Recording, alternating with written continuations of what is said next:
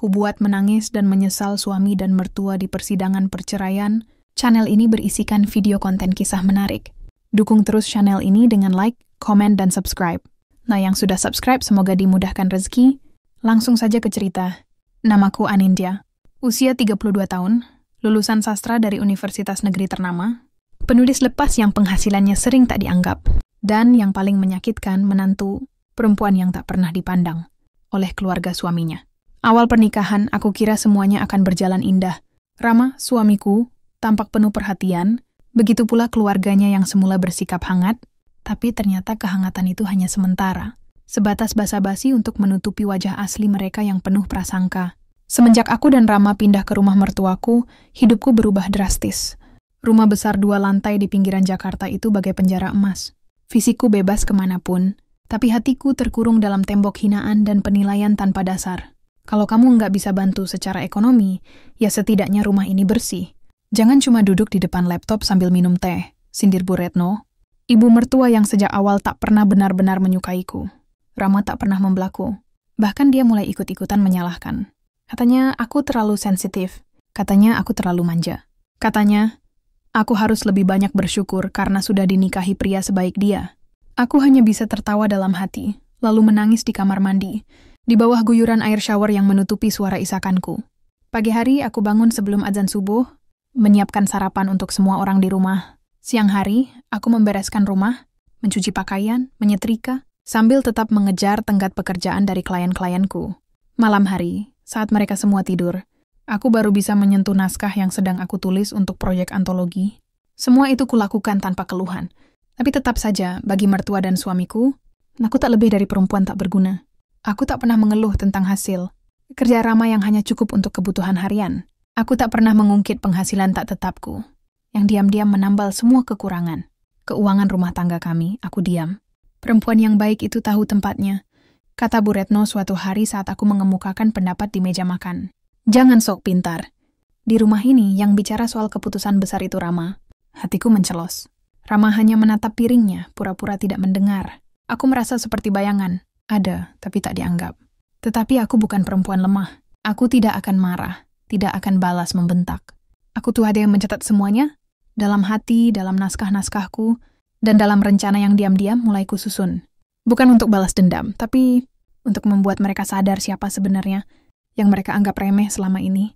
Aku Anindya, perempuan yang akan mereka sesali telah mereka rendahkan. Tak ada yang lebih menyakitkan daripada dianggap beban oleh orang yang kau bantu diam-diam. Tapi mungkin itulah nasibku selama ini. Membantu tanpa diakui. Menyelamatkan tanpa pernah dianggap pahlawan. Sejak awal pernikahan, aku tahu Rama bukan laki-laki yang kaya. Gajinya sebagai staf biasa di perusahaan swasta cukup pas-pasan. Tapi aku tak pernah menuntut.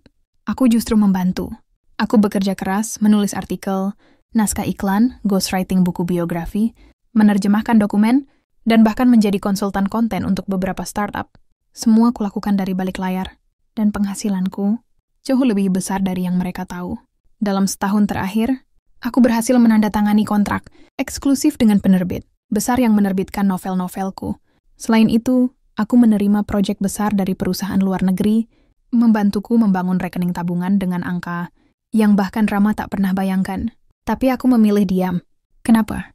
Karena aku ingin tahu siapa yang mencintaiku karena aku, bukan karena uangku. Ternyata tak ada satupun dari mereka. Aku sering membayar listrik, air, dan bahkan iuran keamanan kompleks rumah mertuaku. Tapi aku melakukannya melalui adik iparku, Dina. Ia sering mengeluh tentang tagihan yang menumpuk, dan aku tak tega melihat rumah ini putus listrik hanya karena mereka mengira aku tak bisa membantu. Maka aku bantu tanpa nama. Dina tahu, tapi ia tak pernah buka suara. Kak Anin baik banget. Aku tahu mama kadang nyakitin, tapi terima kasih ya, katanya sekali, dengan suara kecil, saat aku mentransfer dana darurat untuk biaya pengobatan. Ayah mertuaku yang sempat dirawat karena stroke ringan. Jangan bilang siapa-siapa, kataku waktu itu. Aku cuma ingin bantu, bukan cari pujian. Tapi semakin lama semakin aku merasa, aku bukan manusia di rumah ini. Aku seperti mesin yang terus memberi, tapi tak pernah dilihat. Sekadar diucapkan terima kasih pun tidak. Yang ada justru sindiran demi sindiran. Suatu hari, saat aku baru selesai menyelesaikan 2 proyek besar dan sedang duduk, menikmati teh hangat di ruang tamu, Bu Retno menatapku dengan sinis. Enak banget hidup kamu ya. Kerjaan cuman ngetik-ngetik depan laptop. Coba kayak Rama, kerja kantoran, jelas masa depannya. Aku terdiam. Bahkan saat itu, aku baru saja mendapat transfer puluhan juta dari salah satu klien luar negeri. Tapi aku tetap diam. Tersenyum seolah semua tak menyakitkan. Rama juga tak pernah bertanya dari mana asal uang tambahan yang kupakai untuk menutup cicilan mobil barunya. Dia mengira itu dari orang tuaku. Pernah dia berkata, "Untung juga kamu punya orang tua yang bisa bantu. Gak malu-malu kirim uang tiap bulan." Aku hanya menatapnya. Ingin kuteriakan, "Itu dari aku, bukan dari orang tuaku." Tapi untuk apa? Mereka tak layak tahu sekarang. Aku masih menunggu waktu yang tepat. Waktu ketika aku akan berdiri, bukan sebagai perempuan yang mereka injak, tapi sebagai perempuan yang membuat mereka menunduk malu. Dan waktu itu semakin dekat. Hari itu hujan turun deras. Langit mendung seakan tahu bahwa ada badai lain yang lebih kelam sedang berkecamuk di hatiku. Aku baru saja menyelesaikan draft terakhir naskah novel terbaruku yang akan diterbitkan oleh penerbit internasional. Rasanya lega, bangga, dan sedikit lelah. Aku turun dari kamar dengan senyum kecil, berharap hari ini sedikit berbeda. Mungkin kali ini aku bisa duduk makan bersama tanpa dihina. Tapi harapanku seperti biasa hanyalah fata morgana. Di meja makan, Bu Retno sedang duduk bersama dua orang tetangga, Bu Lastri dan Bu Yuni. Mereka sedang mengobrol sambil menyeruput teh hangat. Aku datang membawa sepiring kue bolu kukus yang baru saja kubuat. "Ini bolu kukusnya, Bu," kataku sopan. Tapi belum sempat aku duduk, Bu Retno menyindir keras-keras. Wah, akhirnya masak juga. Biasanya cuma ngetik-ngetik sambil leha-leha. Tetangga-tetangganya tertawa. Aku diam, menunduk, mencoba tetap tenang. Tapi kalimat selanjutnya membuat darahku mendidih. Anak dari keluarga kere, ya begitulah. Gak bisa dididik kerja keras. Untung aja Rama kasihan, kalau bukan karena suamimu. Kamu tuh gak akan makan enak di rumah ini. Aku menatapnya. Mataku mulai panas. Tapi aku menahan. Aku lihat Rama turun dari tangga dan mendengar semuanya. Tapi seperti biasa, ia hanya diam. Bahkan ia mengambil segelas air dan duduk, seolah tidak ada yang salah. "Maaf, Bu," kataku. Suaraku masih tenang, tapi mulai bergetar. Tapi saya tidak minta dikasihani oleh siapapun. Termasuk Rama. Bu Retno langsung berdiri, menunjuk wajahku. "Kamu nggak tahu diri ya? Hidup numpang, makan numpang, listrik numpang, tapi berani-beraninya jawab, 'Sudah keterlaluan kamu ini.'" Aku menatap Rama. "Kamu dengar?" Tanyaku pelan. Rama mengangkat bahu. "Jangan dibesar-besarkan. Mama cuma bicara kenyataan." Kenyataan? Mereka menyebut ini kenyataan? Kenyataan bahwa aku selama ini yang membayar tagihan listrik rumah ini? Bahwa aku yang diam-diam mengisi kulkas? Bahwa uang cicilan mobil yang Rama pakai untuk pamer ke teman-temannya berasal dari rekeningku? Aku menghela napas panjang. Saat itu juga, aku memutuskan, aku tidak akan tinggal sedetik pun lagi di rumah ini. Tanpa berkata apa-apa, aku berbalik, naik ke kamar, mengemasi pakaianku. Aku tak membawa banyak. Hanya koper kecil berisi beberapa baju dan laptop kesayanganku. Rama mengejarku saat aku hendak keluar rumah. "Kamu mau kemana?" "Jangan drama, Anindya." Aku menatap matanya. Tatapan itu bukan lagi milik suamiku. Itu milik laki-laki asing yang tak tahu bagaimana menghargai perempuan, yang telah mengorbankan hidupnya. Aku pulang ke rumah orang tuaku.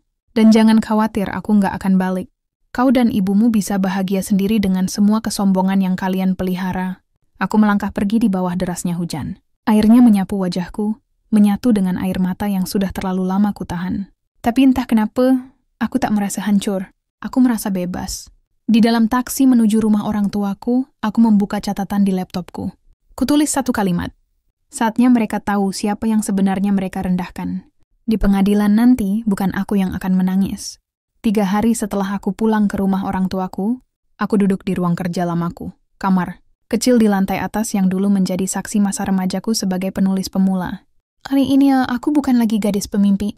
Aku datang sebagai perempuan yang sudah kenyang dihina dan diperlakukan. Seperti sampah.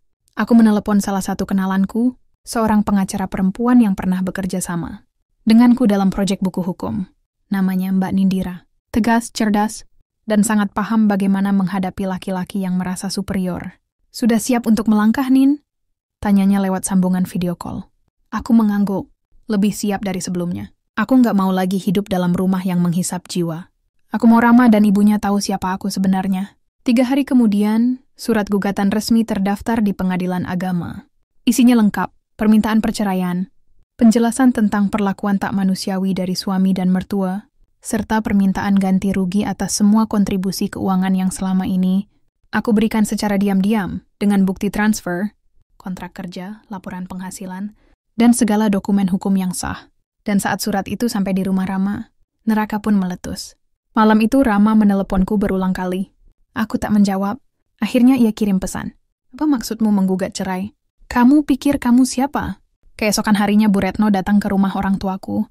Tapi tentu saja bukan untuk minta maaf, melainkan untuk menyerang. Ia datang membawa dua tetangga andalannya, Bu Lastri dan Bu Yuni, seperti hendak rapat RT. Begitu aku keluar dari kamar, ia langsung menunjuk-nunjukku. Kamu nggak tahu malu ya? Kamu pikir kamu bisa main gugat-gugat suami semaumu? Numpang hidup aja sok punya harga diri. Aku berdiri tegak, menatapnya tanpa gentar. Saya bukan numpang, Bu. Justru selama ini saya yang menopang. Bu Retno tertawa sinis. Kamu, menopang? Jangan mimpi, Anindya. Kamu tuh cuma penulis kecil-kecilan. Nggak jelas hasilnya. Listrik aja dari suamimu. Aku membuka map merah yang sudah kusiapkan, menyerahkan satu bundel. Fotokopi bukti transfer dan laporan penghasilan. Kepada Bu Retno, ia melihat dengan pandangan. Bingung, semakin lama, wajahnya mulai berubah. Apa ini? Suaranya menegang. Itu tagihan listrik 3 bulan terakhir yang saya bayar, Bu. Lewat rekening Dina, anak ibu. Juga cicilan mobil. Rama. Uang belanja yang sering saya kirimkan setiap bulan. Termasuk uang pengobatan bapak waktu itu. Omong kosong. Bentaknya. Kalau ibu mau, kita buka rekening koran. Kita periksa semuanya. Saya punya bukti digital lengkap. Bu Lastri dan Bu Yuni mulai gelisah. Mereka menatap Bu Retno dengan wajah aneh, seperti baru menyadari sesuatu. Ibu datang ke sini bawa 2 orang buat mempermalukan saya. Tapi saya nggak perlu siapa-siapa untuk membuktikan siapa saya sebenarnya, kataku dingin. Saya cuma mau bilang, kita akan bertemu lagi di pengadilan. Bu Retno menggertakkan gigi. Matanya berkaca-kaca, tapi bukan karena menyesal, karena malu. Ia meremas kertas-kertas itu dan melemparkannya ke tanah. Rama menelepon lagi malam itu. Kali ini aku angkat. Apa yang kamu cari, Nin? Uang? Nama baik? Kamu mau jatuhin aku? Suaranya penuh kemarahan. Yang aku cari cuma satu, Rama, keadilan. Dan kamu akan melihatnya langsung di sidang nanti. Aku menutup telepon. Untuk pertama kalinya sejak aku keluar dari rumah itu, aku tidur dengan senyum kecil di wajahku. Aku tahu ini belum akhir. Tapi aku juga tahu, pertarungan sebenarnya baru saja dimulai. Hari sidang pertama tiba. Aku berdiri di depan cermin, mengenakan setelan blazer warna krem dan jilbab satin senada. Wajahku tenang, tapi sorot mataku tak lagi seperti dulu. Aku bukan lagi Anindya yang rela diinjak dan didiamkan. Aku datang sebagai perempuan yang tahu harga dirinya dan siap menuntut keadilan. Rama tiba lebih dulu di ruang sidang. Ia mengenakan kemeja putih dan celana bahan gelap, tapi wajahnya kusut, matanya sembab. Di sampingnya duduk Bu Retno, dengan ekspresi campuran antara kesal dan panik. Mereka tidak menyangka aku akan sungguh-sungguh membawa semuanya ke pengadilan. Aku masuk dengan kepala tegak. Pengacaraku Mbak Nindira berjalan di sampingku dengan penuh percaya diri. Seisi ruang sidang menoleh saat kami datang. Bahkan Rama terlihat menunduk sesaat, seperti enggan menatap wajah perempuan yang telah lama ia remehkan. Sidang dibuka. Hakim meminta kedua pihak menyampaikan pendapat. Rama berdiri lebih dulu. Yang mulia, katanya dengan nada memelas. Istri saya menggugat saya secara tiba-tiba. Selama ini saya sudah menafkahinya, membimbing rumah tangga kami sebaik mungkin. Tapi entah kenapa dia merasa tidak dihargai. Padahal Saint Martin Wardennya mudah menerima dia dengan baik. Aku nyaris tertawa. Mbak Nindira mencatat kalimat itu dengan cepat. Lalu, bagaimana dengan tuduhan bahwa tergugat dan ibunya kerap merendahkan dan memperlakukan penggugat secara tidak layak? Tanya hakim. Rama tampak gugup. Itu hanya salah paham. Mungkin karena istri saya terlalu sensitif. Kami cuma menegur demi kebaikan. Kini giliranku bicara. Yang mulia, saya tidak datang ke sini karena sakit hati biasa. Saya datang karena selama ini saya dianggap tak berharga. Padahal, saya yang menopang rumah tangga ini, kataku lalu menyerahkan berkas tebal ke majelis hakim. Hakim membuka lembar-lembar itu. Di dalamnya ada fotokopi rekening, slip transfer, laporan penghasilan, kontrak proyek penulisan, hingga bukti percakapan dengan adik. Ipar yang menguatkan bahwa aku memang berkontribusi besar dalam financial rumah tangga. Ini semua bukti bahwa saya yang membayar tagihan listrik, cicilan mobil, bahkan biaya pengobatan ayah mertua saya. Tapi selama ini saya dianggap sebagai benalu, lanjutku. Wajah Rama mulai pucat. Bu Retno gelisah di bangku belakang. Hakim memperhatikan mereka dengan serius. Dan lebih dari itu, ucap Mbak Nindira tegas, klien kami tidak hanya mengalami pelecehan verbal, tapi juga degradasi mental yang terus-menerus selama bertahun-tahun. Ia tinggal di rumah mertua, tanpa dukungan suami, dan dihina seolah tak punya penghasilan, padahal justru ia yang menopang secara diam-diam. Tiba-tiba Rama berdiri. Yang mulia, semua ini pasti dilebih-lebihkan. Istri saya tidak pernah bicara. Kami kira dia hanya menumpang. Aku menatapnya lurus. Karena aku tahu, percuma bicara pada orang yang hanya akan menertawakan kebenaran. Maka sekarang biarlah pengadilan yang menjadi saksi. Ruang sidang Henning. Hakim mengetuk palu sekali, memberi waktu seminggu sebelum sidang lanjutan. Tapi sebelum aku pergi, satu kejadian membuatku tercekat. Bu Retno, yang sejak awal duduk penuh emosi, tiba-tiba menangis. Isakannya pecah, bukan karena penyesalan, tapi karena malu. Aku nggak tahu kamu yang bayar semua itu. Aku kira, kamu nggak punya apa-apa, gumamnya sambil memegangi dada. Aku menatapnya, lalu berkata pelan, saya memang diam. Bu, tapi bukan berarti saya tidak berharga. Ibu terlalu sibuk merendahkan saya sampai lupa, saya juga punya hati. Dan kemampuan. Rama terdiam. Ia bahkan tak berani menatapku saat aku melangkah keluar dari ruang sidang. Hari itu aku tahu retakan sudah terjadi. Dan mereka, perlahan, mulai menyadari siapa sebenarnya Anindya yang selama ini mereka remehkan. 1 minggu setelah sidang pertama, ruang sidang kembali dipenuhi ketegangan. Kali ini, tak ada senyum sinis di wajah Bu Retno. Tak ada arogansi di sorot mata Rama. Yang tersisa hanyalah kecemasan, ketakutan, dan sesal yang mulai merambat seperti racun yang mereka telan sendiri. Aku hadir seperti sebelumnya, tenang, rapi, dan tegak. Di tanganku kini ada dokumen tambahan, bukti pembelian rumah kecil yang baru saja kutandatangani 2 hari lalu. Rumah pertamaku, yang kubeli dari hasil kerja keras sendiri, tanpa bantuan satupun dari mereka yang dulu menganggapku tak mampu. Yang mulia, ujar hakim dengan suara lantang, pengadilan telah memeriksa semua bukti dan keterangan saksi, termasuk dari saudari Dina dan tetangga sekitar. Dengan mempertimbangkan seluruh fakta, maka kami memutuskan permohonan cerai dikabulkan. Pernikahan antara penggugat dan tergugat dinyatakan berakhir secara sah. Detik itu, dunia terasa sunyi. Aku mendengar Bu Retno menarik napas panjang lalu tangisnya pecah. Isakannya tak tertahan lagi. Ia memegangi dada, tubuhnya bergetar, dan air matanya mengalir deras di hadapan banyak orang. Aku nggak tahu. Aku kira dia perempuan biasa. Gumamnya sambil terisak. Ternyata aku yang hina. Aku yang salah. Rama hanya menunduk. Tangannya mengepal tapi wajahnya basah. Air matanya jatuh satu persatu. Ia tak bicara sepatah kata pun. Aku berdiri, menatap hakim dengan penuh hormat, lalu membungkuk sedikit sebagai bentuk terima kasih. Sidang selesai. Tapi momen itu akan hidup selamanya dalam ingatan mereka. Ketika aku berjalan keluar, Rama mengejarku untuk pertama kalinya. Nin, tunggu, ucapnya pelan. Aku berhenti membalikkan badan. Untuk pertama kalinya, aku melihatnya bukan sebagai suami, tapi sebagai orang asing, yang tak punya tempat lagi di hidupku. Maafkan aku, katanya dengan suara parau. Aku salah. Aku terlalu angkuh. Aku terlalu percaya kalau aku yang paling berharga, padahal kamu yang selama ini menyelamatkan semuanya. Aku menatapnya datar. Maafmu datang ketika segalanya sudah selesai, Rama. Aku pernah jadi istrimu. Aku pernah mencintaimu. Tapi kamu lebih mencintai egomu. Dan itu harga yang harus kamu bayar sekarang. Aku berbalik, melangkah pergi. Langit hari itu cerah. Tak seperti hari ketika aku pergi dari rumah itu pertama kali. Kini aku benar-benar bebas. Bu Retno hanya bisa terduduk di kursi luar pengadilan, dikelilingi tatapan iba dan bisik-bisik dari orang-orang. Tangannya menutupi wajah, sementara isaknya menggema pelan. Dan Dina yang datang belakangan, hanya bisa memeluk ibunya dan berkata lirih, "Ma, aku sudah bilang, jangan pernah remehkan Kak Anin." Aku melangkah menuju mobil yang sudah menungguku. Dalam perjalanan aku melihat keluar jendela.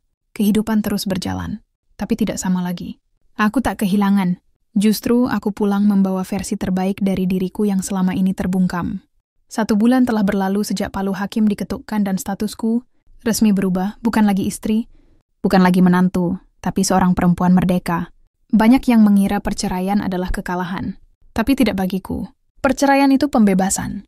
Aku tidak meninggalkan apa-apa, justru aku melepaskan beban yang selama ini menghalangi langkahku. Kini aku tinggal di rumah kecil 2 lantai hasil jerih payahku sendiri. Rumah mungil tapi hangat, dengan ruang kerja di lantai atas yang penuh cahaya matahari. Setiap pagi aku menyeduh kopi, membuka laptop, dan menulis dengan rasa syukur. Tak ada lagi teriakan. Tak ada lagi hinaan. Hanya ketenangan dan suara ketikan yang mengisi hari-hariku. Buku yang terbaru menjadi bestseller.